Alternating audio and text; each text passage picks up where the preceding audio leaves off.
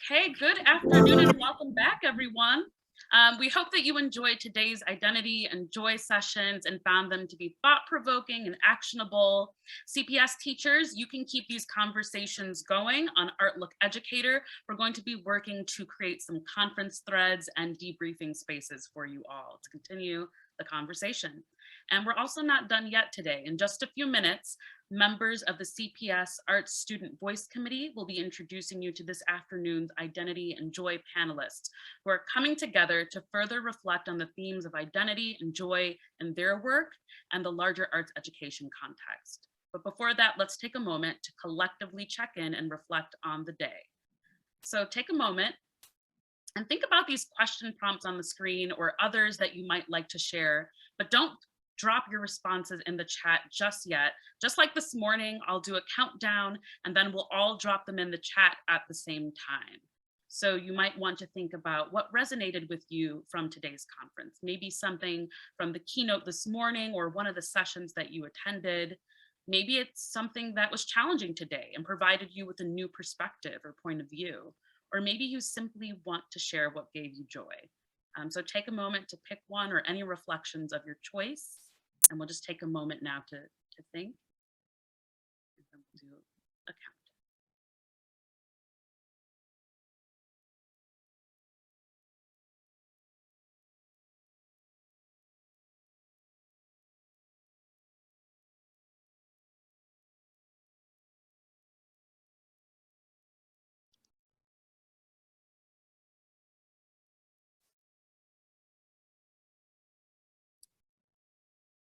Okay, so let's get ready in 3, 2, 1. Go ahead and waterfall and drop those identity and joy reflections in from the day.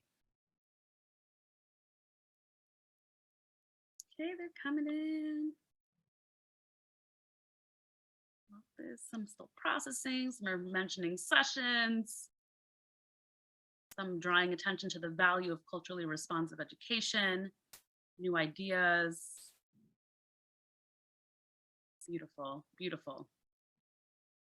So thank you for these really thoughtful reflections. I'm excited to now pass things off to Amanda to introduce to you the Arts Student Voice Committee. Thank you so much. It has been such a joy for me to work with the Arts Student Voice Committee. They're a diverse group of students who are 15 plus from CPS high schools across the city. They meet biweekly to discuss, advocate, and to otherwise impact the current state of arts education in Chicago Public Schools. Joanna, would you please introduce Ivelisse? Thank you, Amanda. Hello, everyone. My name is Joanna Sotis. I am a member of the Art Student Voice Committee and a musician soon graduating from Jones College Prep. I am certain you all remember Ivelisse Diaz from her keynote presentation this morning. Ivelisse was born and raised in Humboldt Park, the heart of Chicago's Puerto Rican community. She started studying dance at the age of 5 under the mentorship of her uncle, Eli S. And through her travels, teaching, and dancing, Ivelisse has become a well-known vocalist, dancer, and leader within the Bomba community in Chicago. I will now pass the mic to Abby, who will introduce Cleo Goldberg.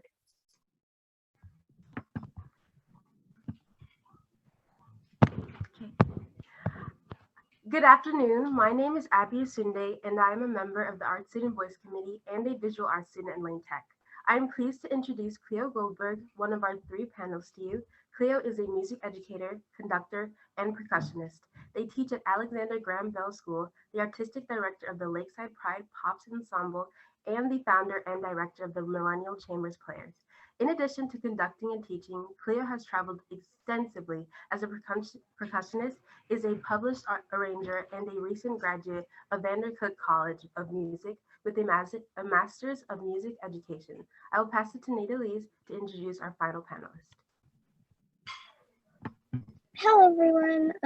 My name is Ivelisse Miranda, and I am a member of the Art Student Voice Committee and a visual arts and music student at Lane Tech. Our final panelist for this conference is William Estrada, a multidisciplinary artist and educator with expertise in community programming, arts integration, and social justice curricula. William is engaging in collaborative work with the Mobilized Creative Collaborative, Chicago Act Collective, and Just Seeds Artists Cooperative. His current research focuses on developing community-based and culturally relevant projects that center power structures of race, economy, and cultural access in contested spaces that provide a space to collectively imagine just futures. The following questions were developed by students on the CPS Arts Student Voice Committee. Ayriole and I will first ask the student questions, then we will ask some of the questions that were elevated to us by you throughout the day. Ayriole will get us started with a question for each panelist.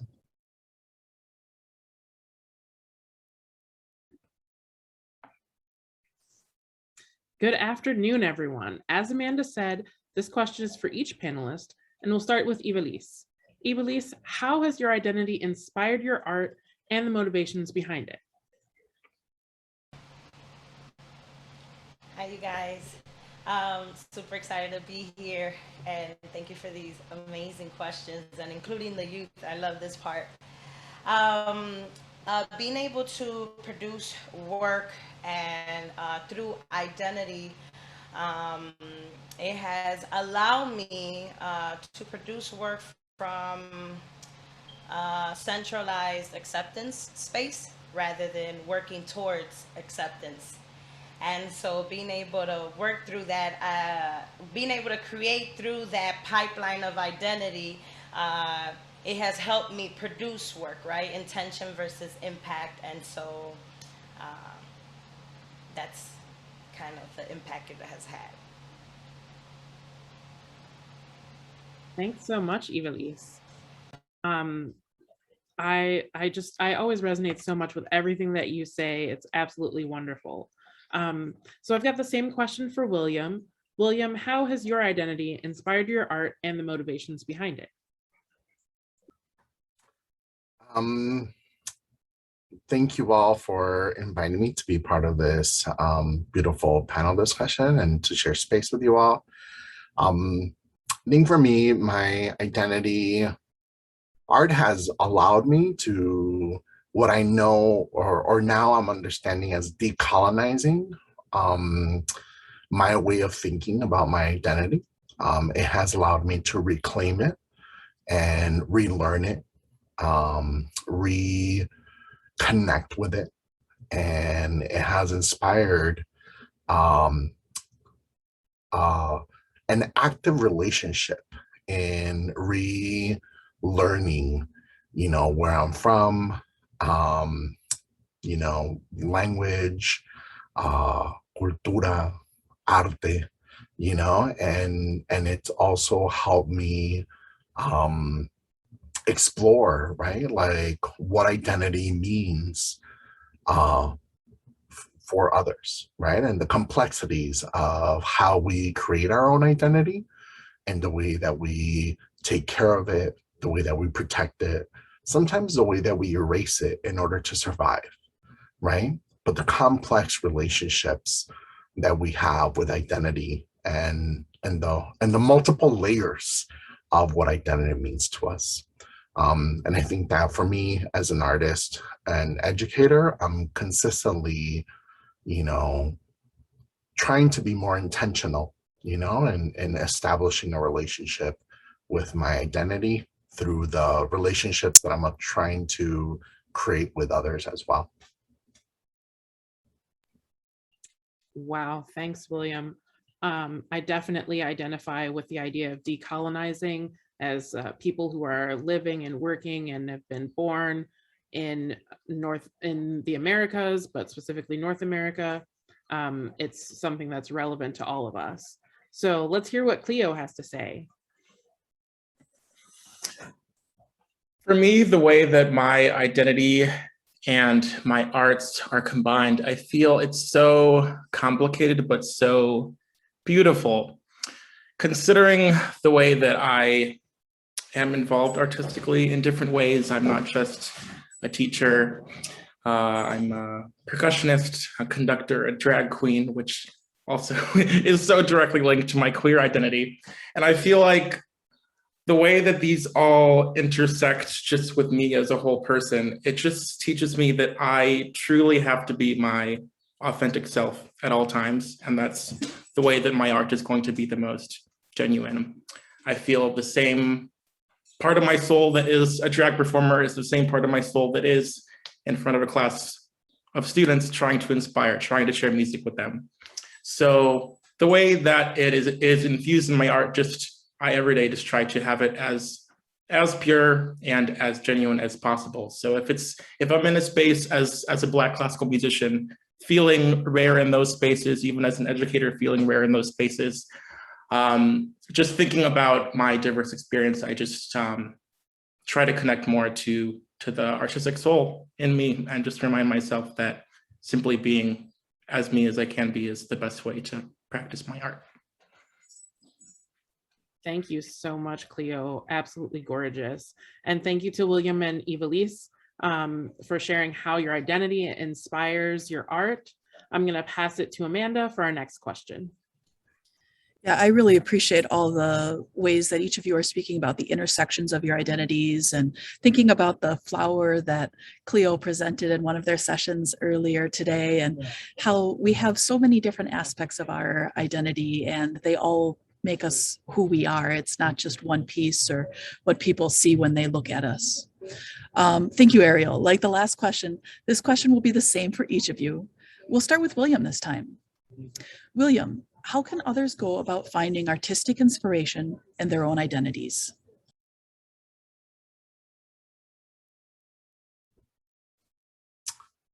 How can others go about? So can you say that again, Amanda, please? I love the sound of my own voice, so you know that I will. So I think so the students developed this question: how can others go about finding artistic inspiration in their own identities? So what, maybe another way of framing that is like, how do you use your own identity to express in art? Yeah, I mean, I think for one of the things that I've learned is that I really try to look at the work of artists, right? The work of people in the neighborhood that might not see themselves as artists, but are still creating, right? And thinking about the way that their artwork is inspiring me and helping me understand what artwork I can create. To again, to explore, what my identity is. I think, as someone that is in their mid 40s, right? I'm supposed to figure out like who I am already, right? But the reality is that that's it's constantly changing, right? It's constantly forming. And I think one of the things that I've learned is that as complex and as messy as it may seem, right? Like the construction of our identity and the way that I'm attempting to understand it is also inspired by the people that I'm around. So I really aspire to surround myself around the people that I want to be like, people that I admire, people that I love, people that are going to love me in critical ways, that are going to push me beyond my comfort zones, and that fully embrace, right, like Cleo said, my whole self, right? But that ultimately are going to help me become the person that I'm blooming to become, And I think it's really the, through the artists that I look at, through the artists that I hang out with, through the people that I call friends, that I call family, those are the ones that are constantly helping me and guiding me to become me. William, you are making me think of myself and perhaps other people are as well, as like almost we're just unwrapping ourselves, opening up those layers of who we are. Like Ivelisse said earlier, remembering who we are. I identify with that constant change in our own identities, but also discovering who we are based on the people around us. And I see that in Cleo, who has become a really dear friend of mine in the last couple of years, who has given me this feeling of bravery and excitement to embrace who I am. And so I see in Cleo and my relationship with Cleo what you're saying, Williams. Thank you so much. Cleo, I'm going to ask you the same question. How would you suggest others go about finding artistic expression in their own identities?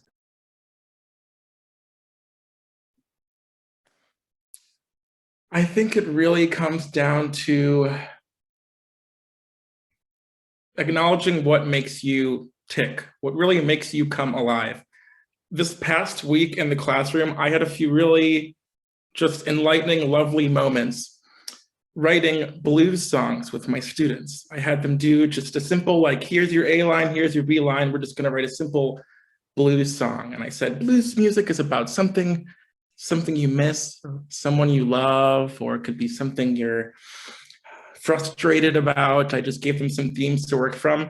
And the lyrics, I'm flipping through all these pages, I'm seeing all these, like, some just hilarious songs, some like really beautiful songs where I really got to see what makes these students tick and what really gets them excited and what they're compelled to write a song about. Yeah, I think that essential of a question, what motivates me? What gets me out of bed in the morning? What do I think about all day, every day? And I think for each discipline, there's a way for us to infuse that in our art, whether it's writing a song or whether it's coming up with a new painting or a photo collage or a new dance. What gets you excited? What parts of you feel most significant? And let that drive you to create. Y'all, Cleo asked you, what makes you come alive? Let us know in the chat. What makes you come alive? This makes me think of joy as it's not just happy. It's not just a toxic positivity. Joy is a state of mind that embraces all of the things that make you feel alive, the things that you miss. Thank you, Cleo. Ivelisse, your turn. William and Cleo, thank you for all of that. And I definitely feel the same way that you both expressed.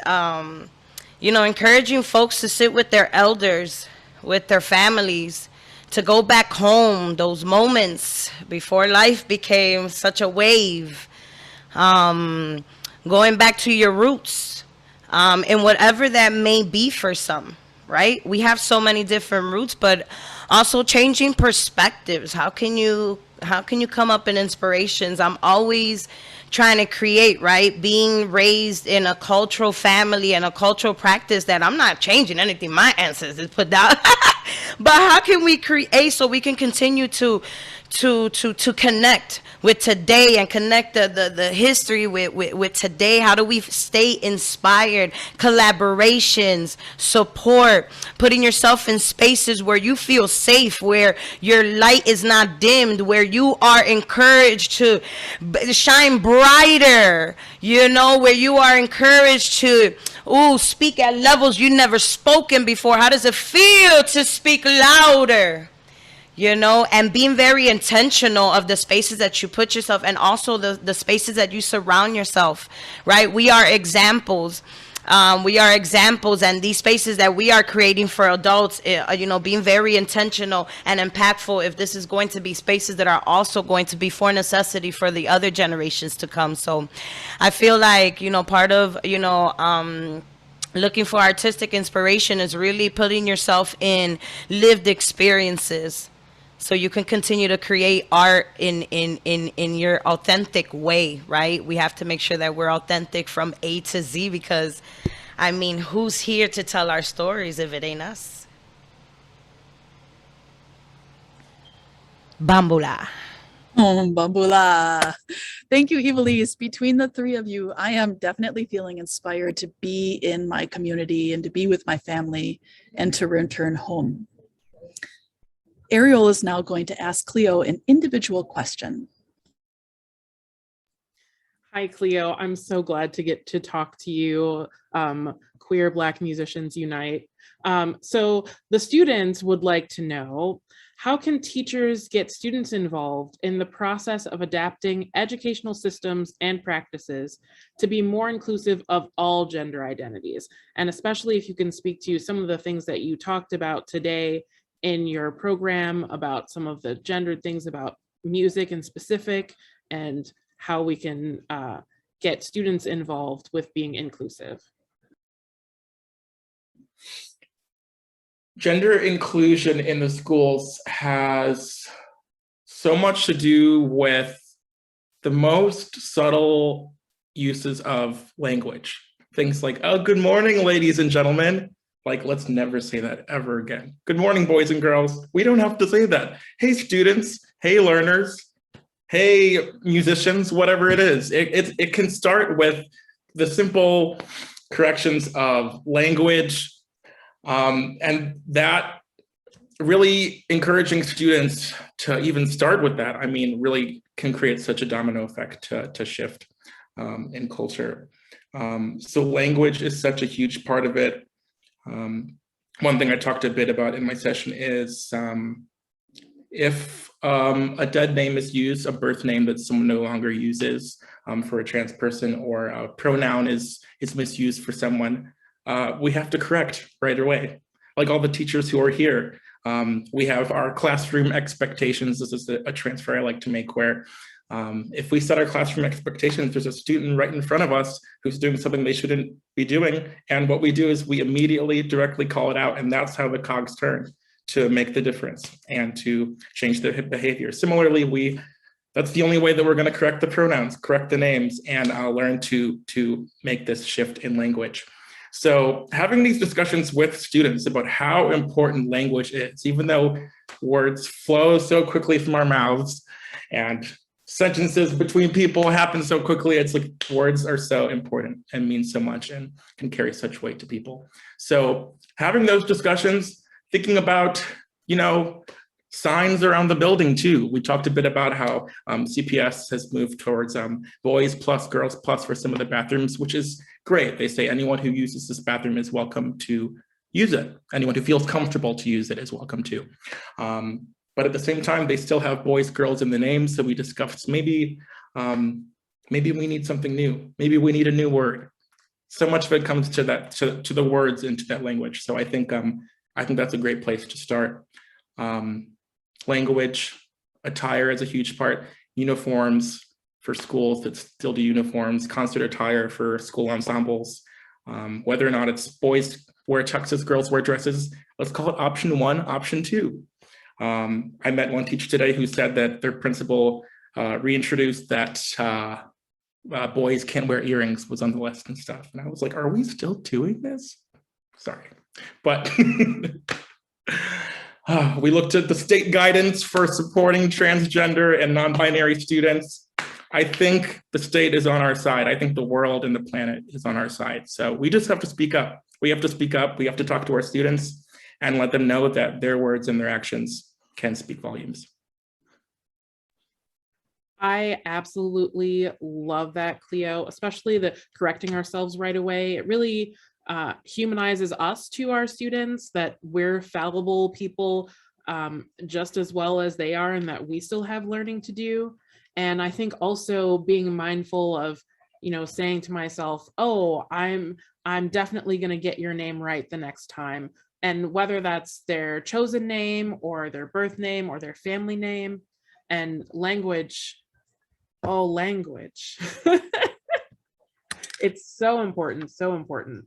And once you really start thinking about and getting those particularly gendered language out of your head, it just comes so naturally. It's really wonderful.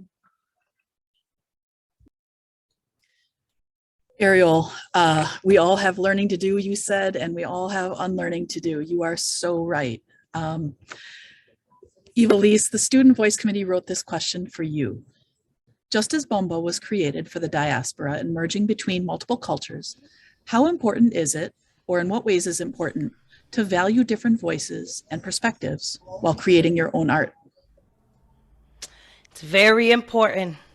It is very important to make spaces we're again touching back into space where I don't have to lower anyone's voice or light to be able to share spaces. Bomba has taught me history, and history humbles you. And history also opens your mind and perspectives that I need my Haitian brothers and sisters. I need my Mexican brothers and sisters. I need my Dominican Republic brothers and sisters, and Colombia and Venezuela and everybody, so we can all put our history together to understand more of who I am. And I've learned that through culture, right? And so it is very important. Shutting somebody's voice is shutting a space that I can learn from and grow from. And I'm very mindful of that. And so I'm also very mindful of the spaces that I also walk into. And so how do we elevate our voices? We use our voices, but we also listen so we can help process and unpack so much of what we have to unpack to get to the truest sense of who we are, and that is in joy. That is the seed that we are, right? And the root. Yeah. I wonder, Ivelisse, if you can share with us how we can all like purchase like an hour with you to actually like sit in physical space with you, because I was saying to my partner earlier how much I would like to just sit and listen and speak with you. What I hear you talking about in the way that history humbles you and opens your mind, and us needing each other, using our voice and listening. I think of in music how we use sound versus silence, and in dance how we use movement versus stillness, and in visual arts where we use color and negative space, and in theater where we use all of those things that contrast. Thank you. Thank I'm you. gonna pass it to Ayriole. Thank you. William, this next question is for you, and I have been waiting. I've been waiting for this question. It's such a great one from our students. So as a multidisciplinary artist, what advice would you give to an artist who wants to make their work in one arts discipline more interdisciplinary, but doesn't know where to start? So how can I make music expand to everything? That's what I want to know. Oh, thank you, Ayriole, and thank you so much, Arts Student Voice Committee, for that, because that's something that I'm constantly exploring. I tell my students that I'm a practicing comedian, and I practice my jokes on them, which usually they don't always laugh at them, but I'm practicing, right? I want to be a musician, right? So I practice my ukulele in front of them, right? I practice my dance move, my theatrical persona, and I think part of the thing that, I would recommend is to surround yourself, right, by the disciplines that you are curious about, the disciplines that you want to embrace, right? Not only as sources of inspiration, but sources of ways of pushing the ways that we think about making, right? And invite people into those conversations that you are eager to have, right? And find the people that are also eager to engage in those discussions, that are curious about those discussions. Because I think ultimately, right, it's about our collective journey and the things that we each bring to these conversations that makes the work that we are attempting to do, so much richer and so much more fun to do it in. I think we tend to, at least in the way that I was taught, right? Studio work as an artist, as a visual artist, is very isolating.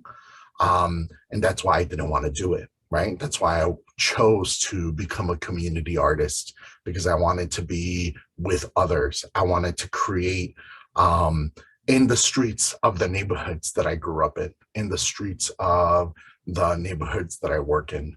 And I think if you are interested in exploring other disciplines, be in those spaces, engage in those discussions, celebrate and ask questions of the artist creating this work in order to, begin and reinforce those relationships. But you have to be in those spaces. Thank you so much. William, I'm really glad that I've already been doing what you say, so I'm on my way.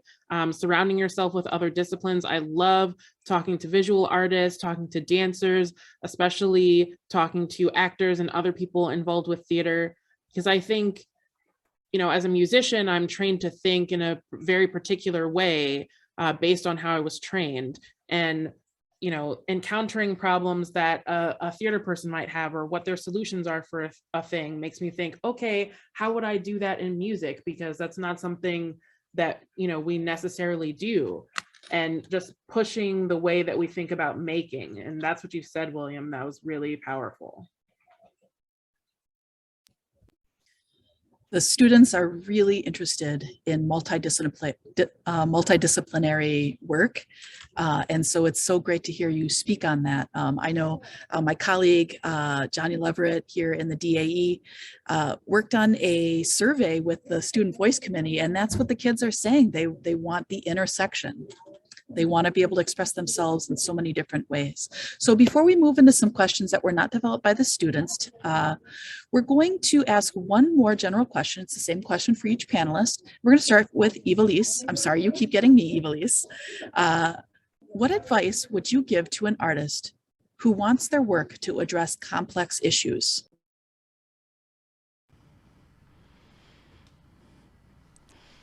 Study. Ask questions. Ask your elders, your educators. Before we start creating and leading, right? Sit back, take a seat before you start creating, right? So you can understand what you're creating, right? And I think, and I want to go back to language, as Cleo was saying, it's so important.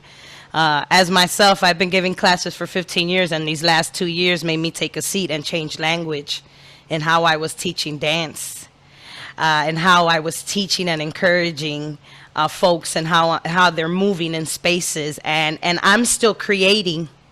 Don't think that because we're here it means that we stop creating or we're not learning. We are learning. I'm a student here, and we're just here sharing this space to continue encouraging each other, right? For community artists and leaders to connect with educators, right? So we can start battling the systematic stuff that wants to separate us, so we don't have these discussions to continue dismantling, because we gotta create, right, to dismantle. So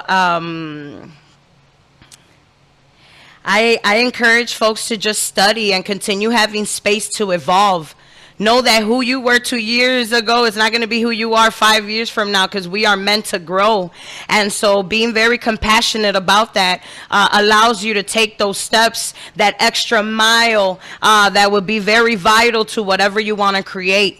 And when we take that time to continue filling our water and not only just, guiding based on what we know, and we don't make space, then we won't be able to actually make art or be able to perform at our highest at that moment. Because we're going to continue being better, right? Because that's what we're meant to do. We're meant to be better. We're already better. We're better than we were yesterday, everybody here. And so it's being intentional, right? Because your impact doesn't happen overnight. I'm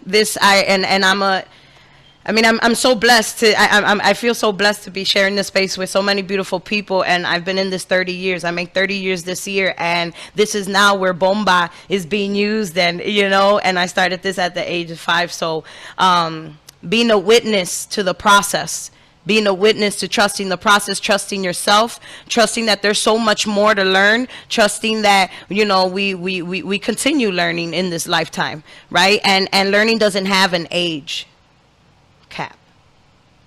And it doesn't, your learning isn't determined by your title.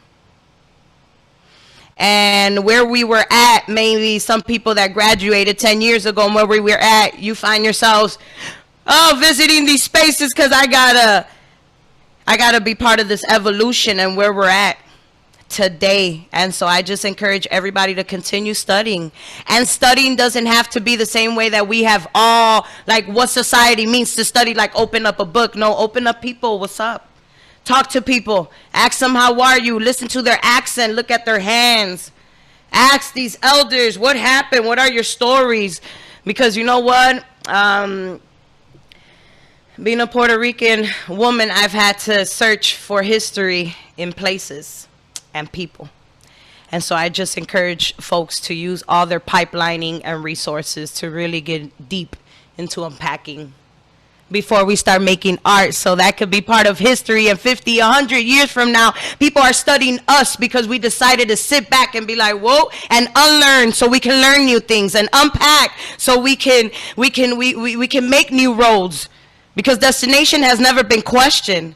What has been questioned is that we have all tried to make new roads that work for all these different identities, and that's what's really the sauce of it. So learn. That's mine. Is it too soon, Ivelisse, for me to tell you that I love you? I love you. I love you. I love my peoples. This is so important. You have no idea. You know, after I spoke keynote speaking, I cried. Like, I got emotional because, you know, what we're doing here is very powerful. We are bringing balance to the work that community leaders and artists and what it is to be on the other side of educators. Like, we're having these real talks that this is just the beginning. And so this is hopeful, and this is beautiful. Very affirming. I love you, William, and Cleo and Ayriole as well, and all of you. Like William, you said, we are all practicing. We are all students. You're talking about listening, community. If anything, you have a very legitimate, like, consistent story here, Ivelisse, about what you stand for. You talked about that stillness before movement. Again, that kind of like visual dance idea. We are all students and we are all teachers. And you said learning doesn't have an age cap. And I want to remind our participants, that our educators, that teaching doesn't have an age minimum, that our students are all of our teachers as well. And before I pass it back to Ayriole to ask Cleo a question, I just was wondering, you know, each of the panelists here are practicing artists and educators. Can we just one more time share in the chat how we can find them on social media and honor their work? If we could just throw that in the chat to just get some more love there. I'm gonna pass it back to Ayriole. Yeah, I was about to say, and Cleo, if we don't have your drag queen Instagram on there, you need to put it in the chat, honey, because I'm coming for you on Instagram. Me too. right. I'm like, I need to see that. And we want to ask you the same question, Cleo. So what advice would you give to an artist who wants their work to address complex issues? I love so much of what Ivelisse said. And now I know I can say this comfortably. I love Ivelisse. So awesome. Such a bright. I love you. Oh, I love this. We're network. I love this. I love this. Yes, everything you said I loved, particularly when you were talking to intention. That's when I was, point A for me was, if you're going to create art on complicated, controversial topics, the first question is, what is my intention? What is my goal with this? I think the worst thing is when something is done for the sake of being controversial, when something is done being risky just to take a risk. Just talking about this takes me back to June of 2020 and thinking about the peak of the Black Lives Matter movement, thinking about anyone who creates art, anyone who makes a statement. It is so evident when it is true, when it is genuine, when it comes from the heart, and then when it is performative, when it is just for clout or just saying something for the sake of saying something, creating a piece of art for the sake of creating art. That is just, it's sickening. It just makes me sick. And I'm now feeling it in my heart like it's that month right now. That's the worst thing. For art to touch on a complicated, controversial subject, it can be so beautiful and so powerful, and it can move mountains. But more than anything, you think, what is my intention? What is my goal? And is it pure? Thanks for that, Cleo. And I love what you're saying about intention. And it reminds me a bit of some of the things from Crystal's session, where she was talking about the objectives of her lesson plans and intentionally, saying, okay, we've been talking about joy and we know that arts bring joy, but now I'm actually putting in my lesson plan, like, this is the joyful thing that I want my students to experience. And then how am I going to assess that joy? By asking them to reflect. How did you feel after this project? How did you feel when your artwork was displayed here? So that intention of purposely focusing on that thing that you're trying to instill, I think that's super important. Thank you so much for that, Cleo. So William, we're going to ask you the same question. And I know those were two very hard acts to follow, but I believe in you. I believe in you. So how would you respond to how an artist might approach addressing complex issues in their art? Because I know you're an expert. I mean, Ivelisse and Cleo have dropped a lot of that knowledge already, right? I think the little piece that I could add to that is why, right? Like, why? What is your interest in creating this work? What is your own relationship or your own experience in the subject matter that you're attempting to address? And are you attempting to create work because you are interested in healing your own trauma with the relationship of that subject, right? Are you critiquing it? Are you complicating it? Are you amplifying the discussion?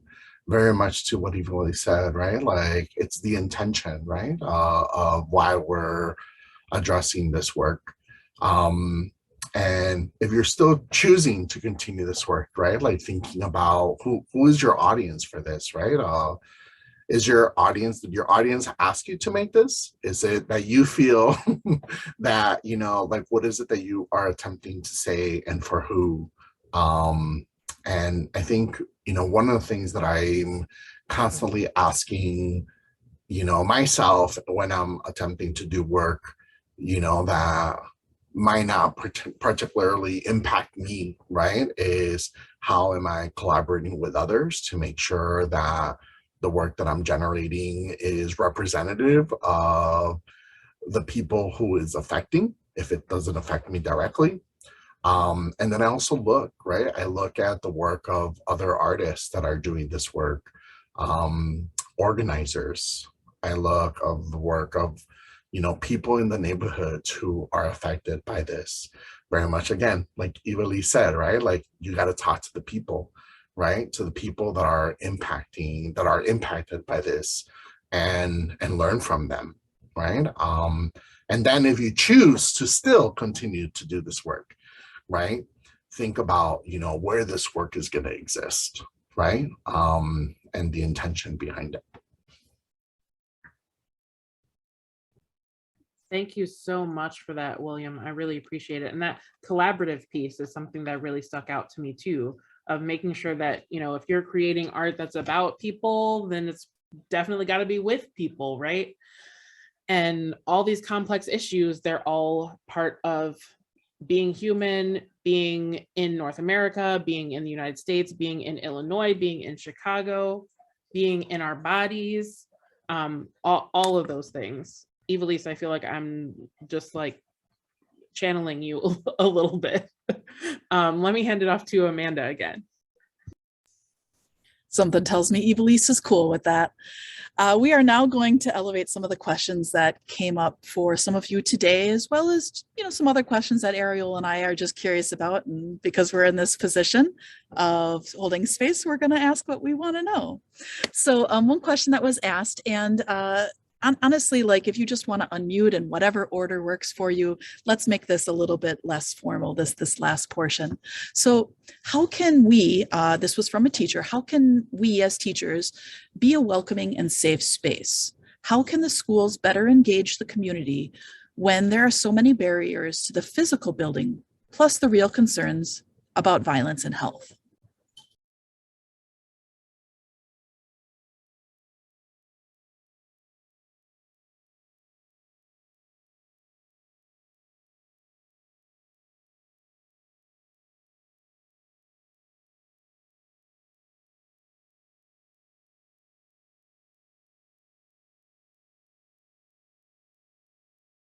We like order, don't we?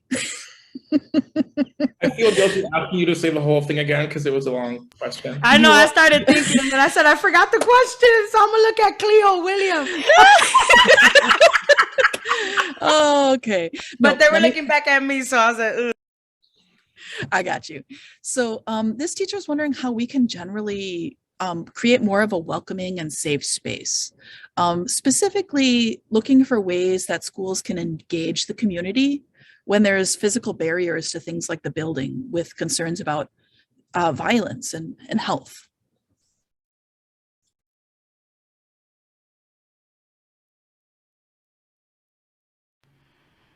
I can go back into learning and observing the community that you are serving and that you are teaching, and understanding all the barriers of the families that you guys are serving. A lot of educators are able to teach, right? And then, you know, you leave that neighborhood and then you come back. That disconnection gives you an opportunity to breathe and refresh, while some of these students, right, are in the same community, right? The same people and stuff. And so I would say to also be inspired and be okay with exploring new versions of some of the ideas or things that you have that you're teaching students.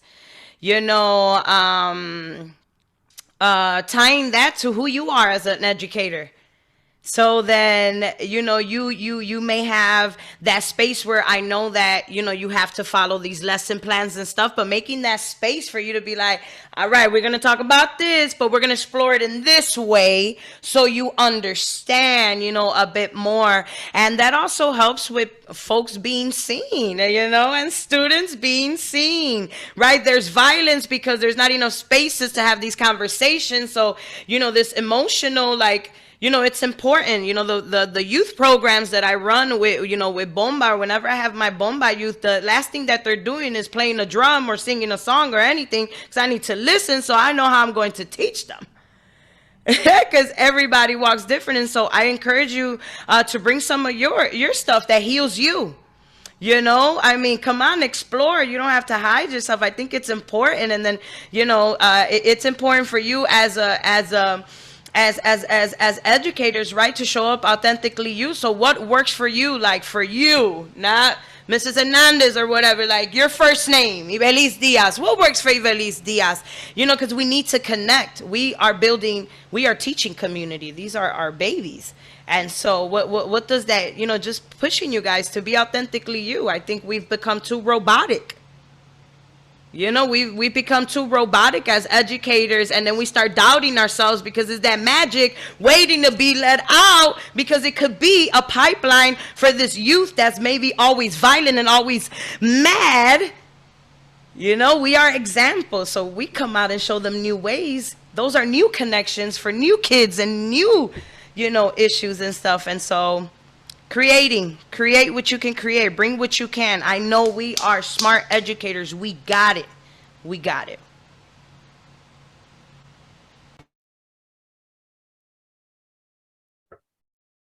Thank you, Ivelisse. Oh, William, you were going to say something too. Go I was just going to say, I think, you know, Ivelisse, you hit it right on you know, you hit that, right? Like it's us modeling, right? Like I think as educators, we have to model empathy.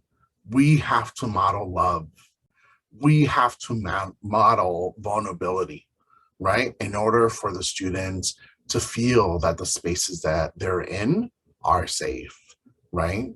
And it's through the discussions that we have. It's through the, you know, how we hold space for ourselves, for the students, our interactions with our colleagues, right? When we interrupt harmful behavior, when we interrupt, right, oral violence, right, when someone is saying something that is harmful and we interrupt that, students see us, right? And we can do that in a very loving way that makes people stop. And we can remind students, hey, that's not what we're here for, right? one of the things that I remind our students at Epocali, in any space that I'm allowed to work in, is that there's a whole world out there that will tell us, that will remind us every opportunity that they get, that we are not worthy of existing in those spaces. And it is our responsibility to not do that to each other. It is our responsibility to celebrate each other and all of our complexities, on our good days, on our bad days, on the days where we don't show up, and on the days when we do. We have to celebrate each other, the big accomplishments and the little ones. And we model that. We are the ones that are creating those spaces for our students, and we have to create it for ourselves because we need them just as much as the young people that we're working with. Thanks for that, William. I've got another question here, and I definitely want to hear from Cleo, and I might share some highlights from some of the sessions that I was at today. But what were some of the highlights for you from the various ways that you contributed to the conference today? I know we heard a little bit from Ivelisse about how she felt having this huge platform to share her amazingness with us. So William, Cleo, can you tell us a little bit about some of the highlights from your sessions today? Yeah, I feel like my work with gender inclusion in the classroom has really only just begun. And I feel like I'm able to go forward with ideas and inspiration and things to do next because of all the teachers I got to meet today. This topic was something I chose sort of with the intersection of me figuring out my own self at the time that I was looking ahead to my beginning of my teaching career. I'm at this point only a few months into being a teacher. So getting to kind of share what I've been thinking about and researching and learning to people who have been doing it for so long and are doing it so amazingly and intentionally and thoughtfully. I got so many great ideas and I heard such great reflections and stories. So yeah, this presentation I hope to do many more times, and it will be more thoughtful and more thorough because of all the people I met today. So thank you so much. Thanks, Cleo. William, do you want to say anything following what they said? Or?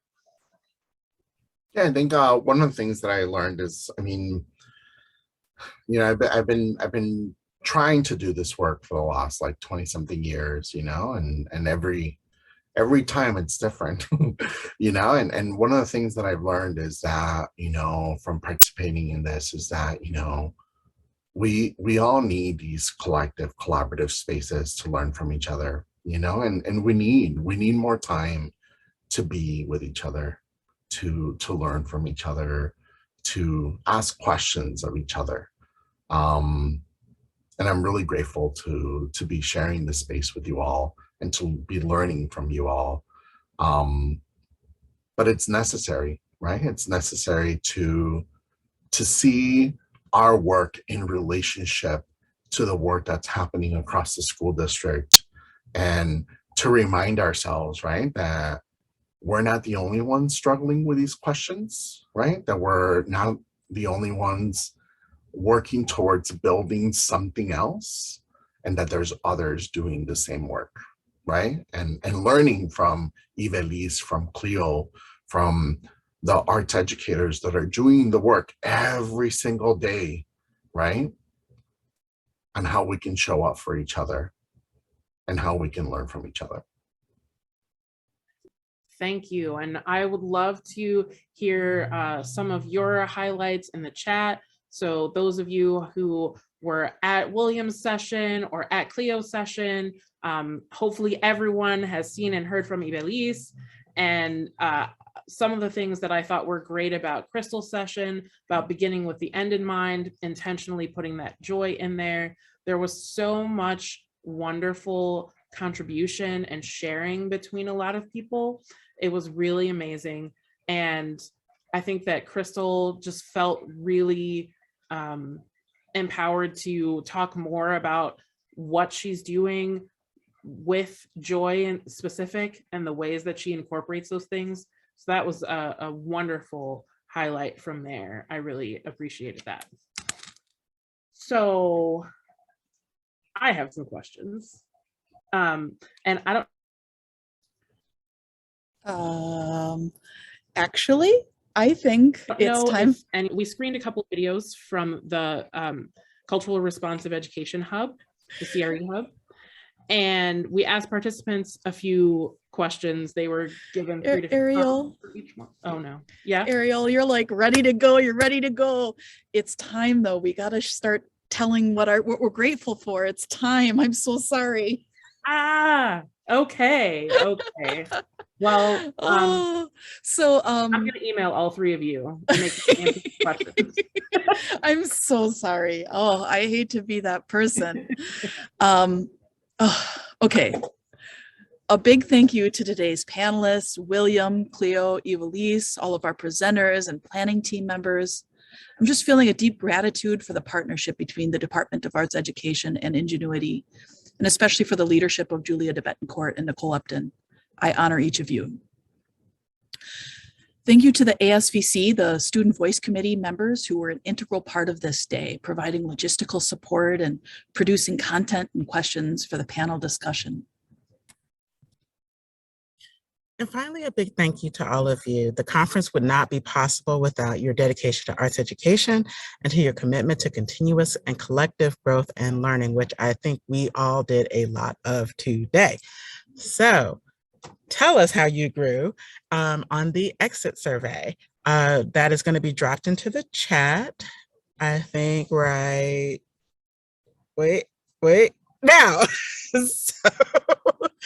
So, as the person who reads this survey, I can assure you, I literally do read the survey, and we do use that information to inform our programming in the future. And we do want your feedback. We want to know what you love.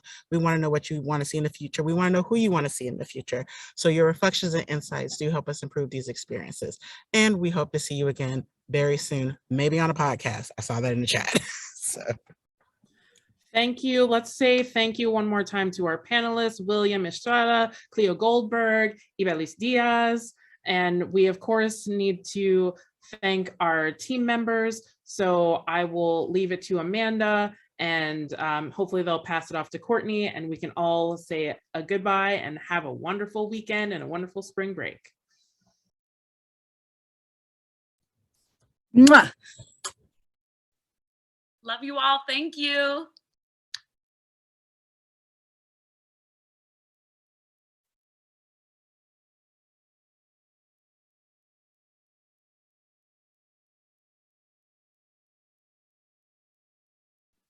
We can get our slides back up and we can give you a little outro tune.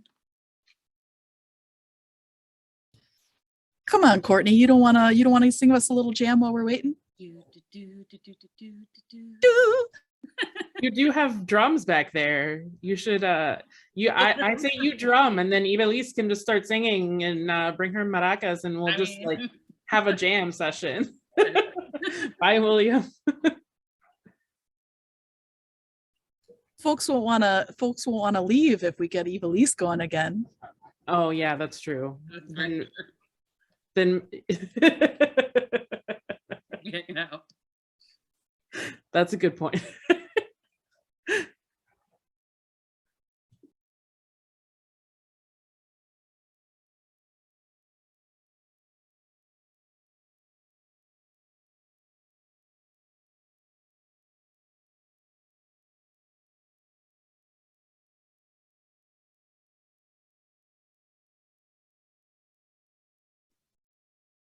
I think it's a wrap.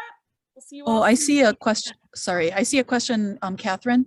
If you're not at a CPS school, there is a link that was dropped in the chat, and I'm going to drop it again for you right now for the ISB form. Please fill out the survey as well, but the charter ISB form is right here. So you'll fill that out and you will email that to me, and I will provide you with an evidence completion form. That's okay. It's actually for anyone who's non-charter, even if you're not a practicing teacher right now, but you're still trying to collect those hours. So just email it to me once you filled it out, and in the next few weeks, I'll get them back to you.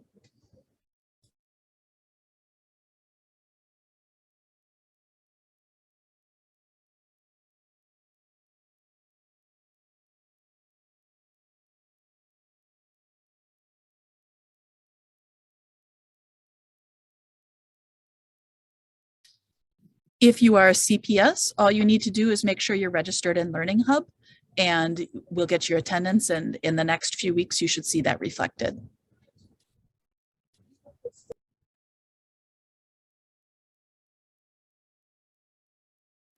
You're welcome. Thank you for being here with us today.